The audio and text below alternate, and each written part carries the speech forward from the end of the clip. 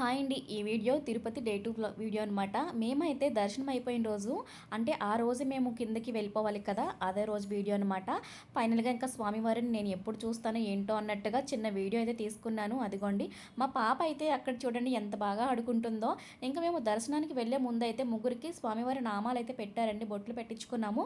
మేము దర్శనం చేసుకుని రిటర్న్ వచ్చేటప్పుడు బొట్లు మొత్తం చెరిగిపోయింది. మళ్ళీ మేము వెళ్ళే ముందు ఇంకొకసారి పాపకైతే మళ్ళీ బొట్టు పెట్టించుకున్నామనమాట.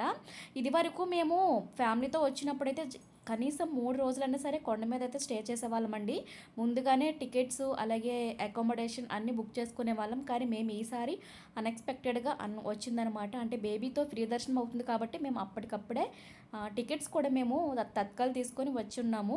సో, ఇంక వన్ డేలోనే రిటర్న్ అయిపోయాం కాబట్టి ఇంక కుదరలేదు. అదిగోనండి స్వామివారిని నేను ఎప్పుడు చూస్తానో, మళ్ళీ ఎప్పుడు వస్తానని చెప్పేసి చిన్న బెంగ అయితే వచ్చేసింది. చిన్న వీడియో తీసుకున్నాను చూసుకోవడానికి అప్పుడప్పుడు. ఇంకా డైరెక్ట్ కిందకైతే వచ్చేసాము. ఇక్కడ చూడండి ఈ ఫ్లైఓవర్ దగ్గర ఎంత ట్రాఫిక్ ఉందో ఒకదాని తర్వాత ఒకటి బస్సులు. నేను అనుకున్నాను ఇదేంటి ఫ్లైఓవర్ దగ్గర ట్రాఫిక్ ఉండడం ఏంటి అనిపించింది. తర్వాత అర్థమైంది ఏంటంటే ఫ్లైఓవర్ డైరెక్ట్గా బస్ స్టాండ్కి కనెక్ట్ చేసి ఉన్నారని. ఎందుకంటే ఇంతకు ముందు అయితే లేదనమాట. ఈ ఫ్లైఓవర్స్ కొత్తగా కట్టారనమాట. చాలా బాగుందండి, బాగా చేశారు. మాకు దర్శనం కూడా చాలా బాగా జరిగింది. ఇదేనమాట వీడియో. నచ్చితే please like and share and subscribe. Thank you for watching.